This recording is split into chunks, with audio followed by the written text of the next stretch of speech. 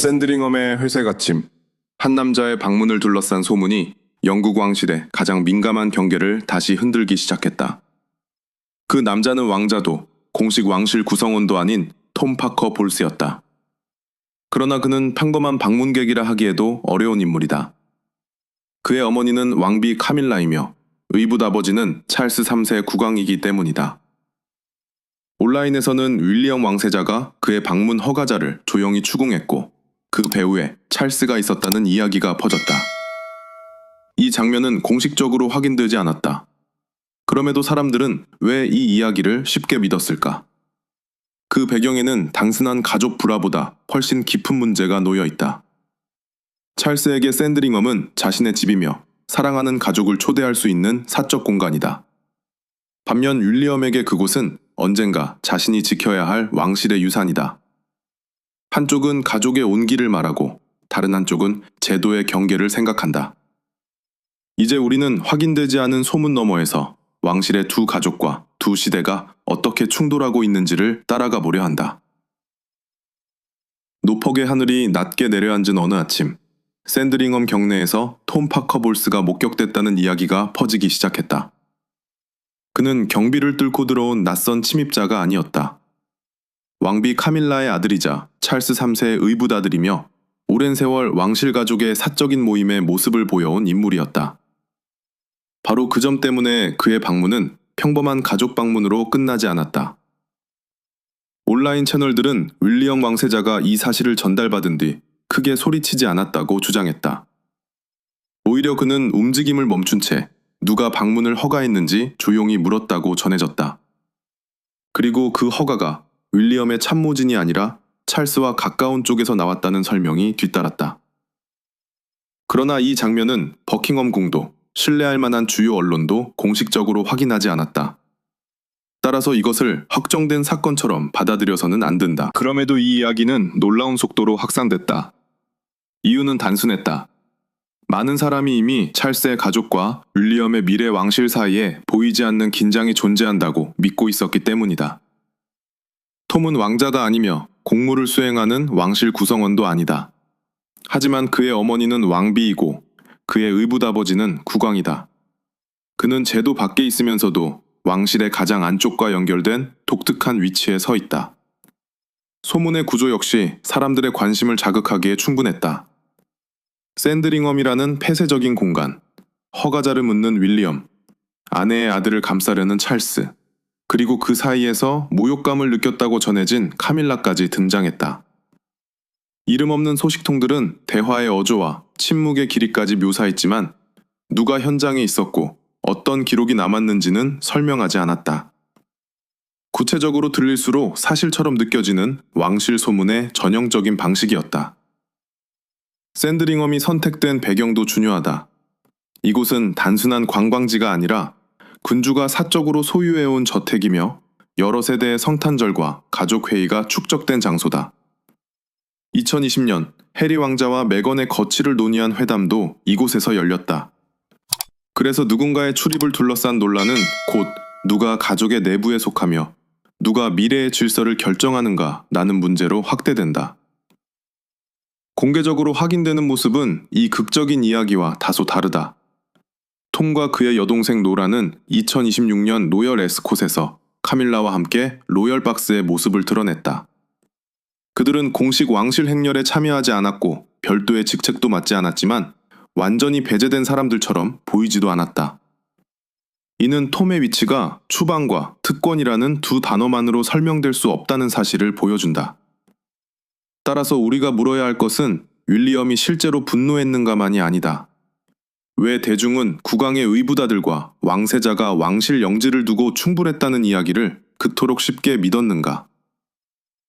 그 질문의 끝에는 한 가족의 감정이 아니라 사적인 친밀함이 어디까지 제도적 접근권으로 이어질 수 있는지에 대한 더 오래된 문제가 놓여 있다. 톰이 정말 그날 샌드링엄의 문을 통과했는지는 아직 알 수 없다. 하지만 그를 둘러싼 소문은 이미 더 중요한 문 하나를 열었다. 찰스가 가족이라고 부르는 사람과 윌리엄이 미래의 왕실안에 남기려는 사람은 과연 같은가? 라는 질문이었다. 톰 파커볼스를 둘러싼 논란을 이해하려면 먼저 그가 누구인지부터 다시 볼 필요가 있다. 그는 1974년 카밀라와 앤드루 파커볼스 사이에서 태어났고 찰스는 그의 의붓 아버지이자 대부이기도 하다. 그러나 톰은 왕실의 공식 구성원이 아니며 왕자라는 칭호도 공적 임무도 갖고 있지 않다. 그는 늘 이 애매한 경계 안에서 살아왔다. 그가 선택한 길은 정치도 자선 활동도 아닌 음식이었다. 톰은 오랫동안 레스토랑 평론과 음식 문화에 관한 글을 써왔고 여러 신문과 잡지에 기고하며 자신만의 경력을 쌓았다. 텔레비전 요리 프로그램의 심사위원으로도 활동했고 영국 음식의 역사와 식탁 문화를 다룬 책들을 펴냈다. 최근에는 왕실의 식문화를 소개하는 책을 통해 빅토리아 시대부터 찰스 3세 시대까지 이어진 음식과 의식의 변화를 정리했다. 이 작업은 그에게 기회이자 위험이었다. 왕실과의 가족적 연결을 완전히 배제할 수는 없었지만 그 관계를 지나치게 이용한다는 비판도 피해야 했기 때문이다. 그는 궁전의 비밀을 폭로하는 대신 요리법과 식사 관습, 계절별 메뉴와 역사적 배경에 집중했다. 왕실의 안쪽을 아는 사람이라는 장점을 사용하되 가족의 사생활을 상품으로 만들지 않으려는 선택이었다. 톰은 자신이 왕족이 아니라는 사실을 여러 차례 강조해왔다. 어머니가 왕비가 되었다고 해서 자신과 여동생 로라가 자동으로 왕실 구성원이 되는 것은 아니라는 태도였다. 왕자 칭호 가능성을 묻는 질문에도 그는 농담으로 선을 그었다. 그에게 필요한 것은 새로운 신분이 아니라 이미 구축한 직업적 정체성을 지키는 일이었다. 그의 삶에는 대중이 쉽게 보지 못하는 상처도 있었다. 그는 전처 사라와의 사이에서 두 자녀를 두었고 이혼 이후에도 부모로서의 책임을 이어갔다. 이후 함께했던 앨리스 프로코프가 암으로 세상을 떠나면서 그는 깊은 상실을 겪었다.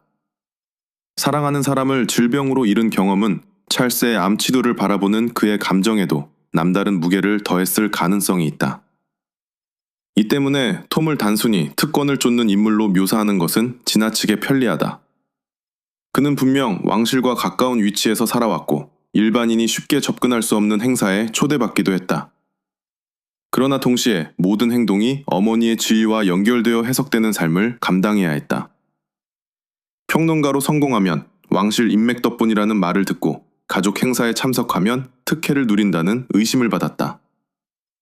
샌드링엄 소문이 사실이든 아니든 그 사건이 톰에게 특별히 위험한 이유는 바로 여기에 있다. 그는 스스로를 개인 자격의 가족 손님으로 생각했을 수 있지만 외부의 시선은 그를 왕실 공간에 접근하는 왕비의 아들로 본다.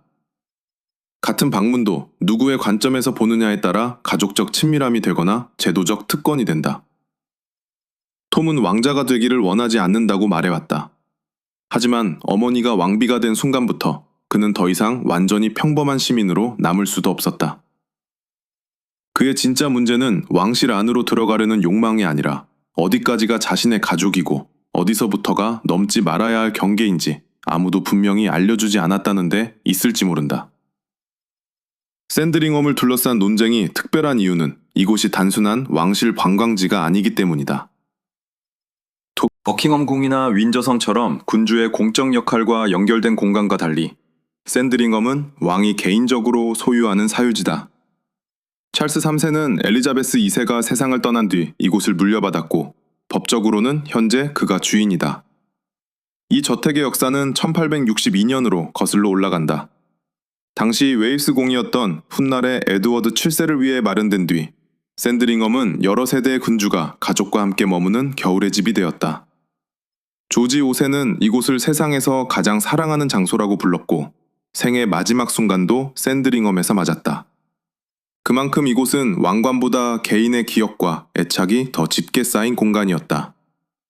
왕실의 성탄절 풍경, 교회로 향하는 가족들의 모습, 외부에 공개되지 않는 저녁 식사와 대화도 이곳의 기억을 채워왔다. 다만 엘리자베스 2세가 재위 기간 내내 단 한 번도 빠짐없이 이곳에서 성탄절을 보냈다는 식의 설명은 정확하지 않다. 중요한 것은 횟수가 아니라 샌드링엄이 오랫동안 가족 결속의 상징으로 기능했다는 사실이다. 그러나 샌드링엄은 따뜻한 가족의 집이면서 동시에 왕실의 위기를 처리하는 장소이기도 했다. 2020년 엘리자베스 2세는 해리와 메건의 왕실 이탈 문제를 논의하기 위해 찰스, 윌리엄, 해리를 이곳으로 불러들였다. 공개 성명보다 먼저 가족이 내부의 균열을 마주하는 공간, 바로 그것이 샌드링엄이 가진 또 하나의 얼굴이었다. 찰스에게 이곳은 지금 자신이 소유한 집이다. 그는 아내의 자녀를 가족으로 여기고 사적인 자리에서 그들을 초대할 권리가 있다고 생각할 수 있다. 톰이 실제로 찰스의 허락을 받았다면 찰스의 시선에서 그것은 왕실 특권을 나눈 일이 아니라 가족을 집으로 부른 일에 가까웠을 것이다. 반면 윌리엄에게 샌드링엄은 아직 자신의 소유가 아니더라도 미래의 책임과 연결된 장소다. 그는 어린 시절의 성탄절, 할머니와 함께한 기억, 해리와의 갈등이 공개적으로 드러나기 전 마지막 가족 회담까지 이곳에서 경험했다. 그래서 그에게 출입 문제는 단순한 손님 명단이 아니라 왕실의 사적 영역을 누가 어떤 기준으로 보호할 것인가에 관한 질문이 된다. 여기서 중요한 것은 윌리엄이 현재 법적 소유자가 아니라는 사실이다. 왕이 계승자라는 이유만으로 찰스의 모든 초대를 거부할 권리가 생기는 것은 아니다. 미래의 관리 책임을 느끼는 것과 현재의 소유권을 행사하는 것은 전혀 다른 문제다. 바로 이 차이가 사실로 확인되지 않은 배치설을 더욱 복잡하게 만든다. 만약 두 사람 사이에 실제로 의견 충돌이 있었다면 그것은 선과 악의 대립이라기보다 시간의 충돌에 가깝다. 찰스는 현재의 집과 현재의 가족을 바라본다. 윌리엄은 앞으로 자신이 이어받을 제도와 수십 년 뒤의 기준을 생각한다. 한 사람에게 환대인 행동이 다른 사람에게는 미래의 선례가 될 수 있다. 샌드링엄에는 한 명의 법적 주인이 있지만 그곳을 지켜야 한다고 느끼는 사람은 한 명이 아니다. 그래서 이 저택의 문은 단순한 출입구가 아니다. 그 문을 누가 열고 닫을 수 있는지를 둘러싼 질문은 결국 왕실에서 가족의 권한이 어디까지이며 미래의 군주는 언제부터 자신의 질서를 준비할 수 있는가라는 더 큰 문제로 이어진다. 찰스와 카밀라의 결혼은 단순히 두 사람의 오랜 관계가 공식적으로 인정받았다는 의미만 갖지 않았다. 그 순간 윌리엄과 해리, 톰과 로라는 서로 다른 기억과 충성심을 가진 채 하나의 재혼 가정 안에 놓였다. 그러나 가족이 되었다는 사실이 곧 같은 왕실 지위를 의미하지는 않았다. 톰과 로라는 카밀라의 자녀이지만 왕실의 공식 구성원은 아니다. 두 사람에게는 왕자나 공주라는 칭호가 없고 국왕을 대신해 수행하는 정기적인 공무도 없다. 그들은 찰스와 카밀라의 사적인 가족 행사에 초대될 수 있지만 제도적으로는 어디까지나 민간인에 가깝다. 바로 이 차이가 작은 방문 하나까지 논쟁으로 만드는 원인이 된다. 찰스는 오랜 시간 톰과 로라를 자연스럽게 가족으로 받아들여 왔다. 특히 톰에게 그는 의붓 아버지일 뿐 아니라 대부이기도 하다. 함께한 세월이 길어질수록 법적 명칭보다 개인적 친밀함이 더 중요해졌을 가능성이 크다. 찰스에게 톰의 방문은 왕비의 아들에게 특권을 부여하는 일이 아니라 자신이 아끼는 가족을 집으로 초대하는 행동일 수 있다. 카밀라 역시 자녀들을 왕실의 중심으로 끌어들이려 했다기보다 자신이 속하게 된 새로운 가족 안에서 그들이 완전히 지워지지 않기를 바랬을 것이다. 실제로 톰과 로라는 공식 직책을 맡지 않았고 왕실 행사에서도 늘 일정한 거리를 유지해왔다. 최근 로열 에스콧에서 두 사람이 카밀라와 함께 모습을 드러냈을 때도 로열 박스에는 들어갔지만 공식 왕실 행렬의 중심에 서지는 않았다. 이 장면은 찰스 시대의 미묘한 균형을 보여준다. 톰과 로라는 가족으로 인정받지만 제도의 일원으로 승격되지는 않는다. 그들은 가까이 있지만 중심에는 없고 초대받을 수 있지만 권리를 주장할 수는 없다. 문제는 이런 균형이 문서나 규칙보다 찰스 개인의 판단과 보호에 크게 의존한다는 점이다. 찰스의 건강 문제는 이 구조를 더욱 민감하게 만든다. 그는 암 진단 이후에도 공식 업무를 이어왔고 치료 일정도 조정해왔다. 국왕이 모든 권한을 윌리엄에게 넘겼다고 볼 근거는 없다. 그러나 치료와 나이, 줄어든 일정은 자연스럽게 후계자의 역할을 확대했고 왕실 내부에서 미래의 기준을 누가 정할 것인가 라는 질문을 앞당겼다. 카밀라는 국왕의 아내이자 왕비이지만 동시에 두 자녀를 둔 어머니다. 그녀에게 왕실 공간은 의전의 무대이기 전에 가족이 함께할 수 있는 드문 장소일 수 있다. 반면 윌리엄에게 그 공간은 사적 친분보다 책임과 보안, 전례가 우선되는 미래의 제도다. 두 사람의 시선은 같은 분을 보면서도 전혀 다른 의미를 읽는다. 그래서 찰스는 단순한 중재자가 아니라 두 세계를 연결하는 마지막 다리와도 같다. 그는 아들을 사랑하고 카밀라와 오랜 삶을 공유했으며 그녀의 자녀들도 가족으로 받아들였다. 어느 한쪽을 선택하는 순간 다른 한쪽에는 상처가 남는다. 그의 침묵이나 조심스러운 태도는 반드시 권위의 상실이 아니라 어떤 결정도 가족을 분열시킬 수 있다는 현실의 무게일 수 있다. 찰스가 있는 동안 이 두 번째 가족은 불완전한 균형을 유지할 수 있다. 그러나 그 균형이 찰스 개인의 애정에 기대고 있다면 다음 시대에도 같은 모습으로 지속되리라는 보장은 없다. 결국 샌드링엄을 둘러싼 소문이 던지는 질문은 하나다. 한 국왕의 사랑으로 열린 문이 다음 국왕의 원칙 아래에서도 계속 열려 있을 수 있는가? 윌리엄을 둘러싼 가장 강한 평가는 그가 감정을 공개적으로 드러내기보다 제도와 인사를 통해 자신의 뜻을 관철한다는 것이다. 샌드링엄 소문에서도 사람들은 그의 분노보다 조용한 질문과 이후의 절차에 주목했다. 그러나 이런 이미지를 곧바로 카밀라 가족을 겨냥한 숙청으로 연결하는 순간 사실과 해석의 경계는 흐려진다. 대표적으로 거론되는 인물이 카밀라의 여동생 애너벨 엘리엇이다. 그녀는 인테리어 디자이너로서 찰스가 코널 공작이던 시절 여러 공장형 건물의 설계와 보수 작업에 참여했다. 윌리엄이 공장령을 물려받은 뒤 공개 회계 자료에서 그녀의 이름이 더 이상 새 지급 대상자로 나타나지 않자 일부 매체는 이를 카밀라 측 인맥을 정리한 신호로 해석했다. 하지만 공식 보고서는 개인적 보복이나 해고를 언급하지 않는다. 기록이 보여주는 것은 찰스 시대에 체결된 업무와 지급이 종료되었고 새 관리 체계 아래 다른 방식이 선택됐다는 사실에 가깝다. 정권이 바뀌면 측근이 교체된다는 자극적인 설명보다 소유권과 책임이 바뀌면서 계약과 운영 방식도 재검토됐다는 해석이 현재로서는 더 신중하다. 윌리엄이 실제로 보여준 변화는 사람을 공개적으로 공격하는 방식이 아니라 관리 구조를 강화하는 쪽에 있다. 그는 코널 공장령의 주요 회의를 직접 주재하고 투자와 주거, 환경 사업의 성과를 수치로 점검하려 했다. 위험 관리와 감사 기능을 강화하고 자신의 이름이 붙은 사업이 실질적인 결과를 내는지 확인하는 태도도 점차 분명해졌다. 그의 대표 사업인 홈워즈는 노숙 문제를 단순한 자선이 아니라 해결 가능한 사회 문제로 다룬다. 코널에서는 공장령과 지역단체가 협력해 저탄소 주택을 마련하고 실제 거주와 자립으로 이어지는 모델을 시험하고 있다. 어스샷상 역시 상징적인 연설보다 환경기술과 투자, 확장 가능성을 중시한다.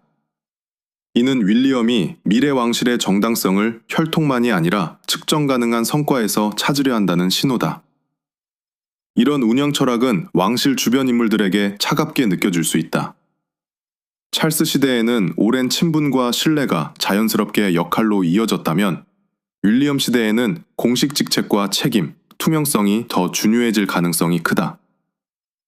카밀라의 가족처럼 사적 친밀함은 강하지만 제도적 역할이 없는 사람들은 그 변화 속에서 가장 먼저 불안정한 위치에 놓인다. 그렇다고 윌리엄이 개인적 복수를 준비한다고 단정할 근거는 없다. 다이애나의 기억과 과거의 상처가 그의 판단에 영향을 줄 수는 있지만 모든 인사와 출입 결정을 감정의 결과로 해석하면 그의 실제 정치적 계산을 놓치게 된다. 그는 누군가를 공개적으로 몰아내기보다 앞으로 누구에게 어떤 책임을 맡길 것인지 다시 정의하고 있는지도 모른다. 카밀라에게는 익숙한 사람과 방식이 사라지는 일이 가족의 흔적이 지워지는 것처럼 느껴질 수 있다. 반면 윌리엄에게는 그것이 새로운 시대를 준비하기 위한 정상적인 재편일 수 있다. 같은 결정이 한쪽에는 상실이고 다른 쪽에는 개혁이 되는 이유다. 결국 윌리엄의 방식이 숙청인지 구조조정인지는 단 한 건의 인사로 판단할 수 없다. 다만 분명한 것은 그가 아버지의 인간관계까지 자동으로 계승하려 하지 않는다는 점이다. 찰스가 친밀함으로 유지한 왕실을 윌리엄은 기준과 책임으로 다시 설계하려 하고 있다. 앤 공주는 왕실 내부의 갈등이 불거질 때마다 가장 먼저 원칙을 말할 인물로 묘사된다. 말수가 적고 감정을 과장하지 않으며 해야 할 일을 묵묵히 수행해온 이미지 때문이다. 그래서 온라인에서는 그녀가 벨모럴 출입 문제를 발견한 뒤 곧바로 법률 대응에 나섰다는 이야기가 반복된다. 그러나 이를 뒷받침하는 공식 문서나 신뢰할 만한 보도는 확인되지 않았다.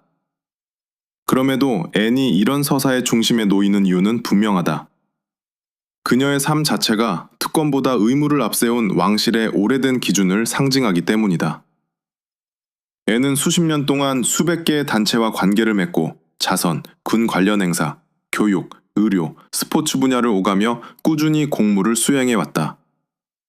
화려한 연출보다 일정과 책임을 중시하는 태도는 그녀를 왕실의 가장 실무적인 인물로 만들었다. 1976년 몬트리올 올림픽에 출전한 첫 영국 왕실 구성원이라는 이력도 그 성격을 잘 보여준다. 승마는 단순한 취미가 아니라 경쟁과 훈련, 실패를 감당해야 하는 세계였다. 앤은 왕실 신분만으로 결과를 얻을 수 없는 무대에서 자신을 증명했고, 이후에도 성과와 헌신이 지위를 정당화해야 한다는 태도를 유지했다.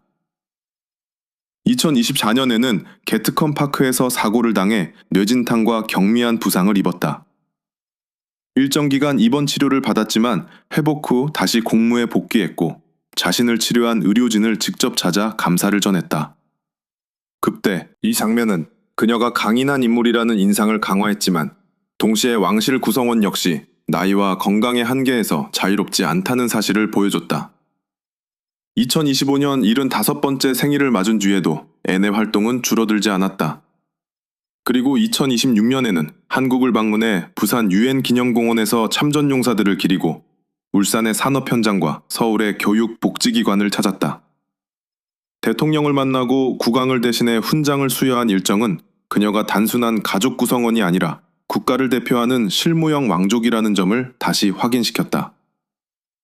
이런 삶을 살아온 앤의 시선에서 왕실 공간은 친분만으로 드나드는 장소가 아니라 책임과 봉사가 축적된 제도의 일부로 보일 가능성이 크다. 톰 파커 볼스는 자신의 분야에서 경력을 쌓았지만 왕실 공무를 수행하지 않는다. 바로 그 차이 때문에 그의 사적인 접근이 사실보다 더 큰 논란으로 번질 수 있다. 대중이 앤에게 법과 질서의 수호자 역할을 부여하는 것도 같은 맥락이다. 왕실이 침묵할수록 사람들은 그녀의 단호한 이미지에 빈칸을 채워 넣는다. 실제 행동보다 상징이 먼저 움직이고 그 상징은 확인되지 않은 소문조차 설득력 있는 이야기처럼 보이게 만든다. 앤이 실제로 톰에게 법적 조치를 취했는지는 확인되지 않았다. 그러나 그녀가 상징하는 기준은 분명하다.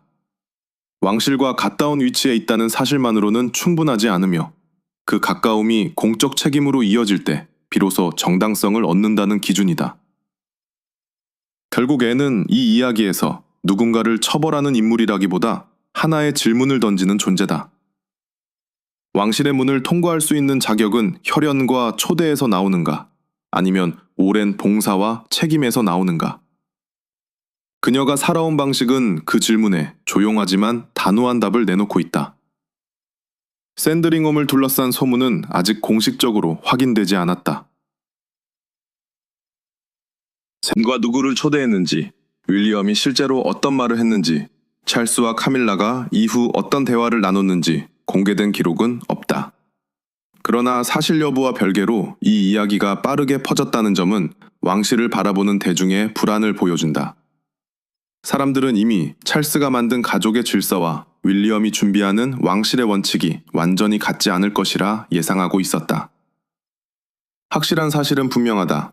찰스는 현재 국왕이며 샌드링엄의 소유자다. 윌리엄은 왕위 계승자이자 코널 공작으로서 미래의 군주를 준비하고 있다. 톰과 로라는 카밀라의 자녀이지만 공식적인 왕실 업무를 맡지 않는다. 그럼에도 그들은 가족 행사와 일부 중요한 사교 행사에 초대되며 왕실과 완전히 분리된 인물로 살아가지는 않는다. 문제는 이런 관계를 규정하는 공개된 규칙이 거의 없다는 점이다. 국왕의 을부 자녀가 어느 저택에 얼마나 자주 방문할 수 있는지, 사적인 초대가 제도적 접근으로 간주되는 순간은 언제인지, 왕위가 바뀐 뒤에도 같은 친밀함이 유지되는지 명문화된 기준은 없다. 결국 지금의 균형은 법보다 사람의 감정과 신뢰에 더 크게 의존한다. 앞으로 가능한 첫 번째 길은 찰스가 살아있는 동안 현재의 가족 관계가 유지되는 것이다. 톰과 로라는 공식 역할 없이도 사적인 식사와 기념일, 가족 모임에 초대될 수 있다. 이 경우 왕실은 가족과 제도를 조심스럽게 분리하면서도 카밀라의 자녀들을 완전히 외부인으로 만들지 않을 것이다. 두 번째 가능성은 윌리엄이 보안과 출입 절차를 더 명확히 만드는 것이다. 가족이라는 이유만으로 즉흥적인 접근이 허용되는 대신 모든 방문이 일정과 책임자, 목적에 따라 관리될 수 있다. 누군가에게는 냉정한 통제로 보이겠지만 윌리엄에게는 오해와 특혜 논란을 막는 가장 공정한 방법일 수 있다.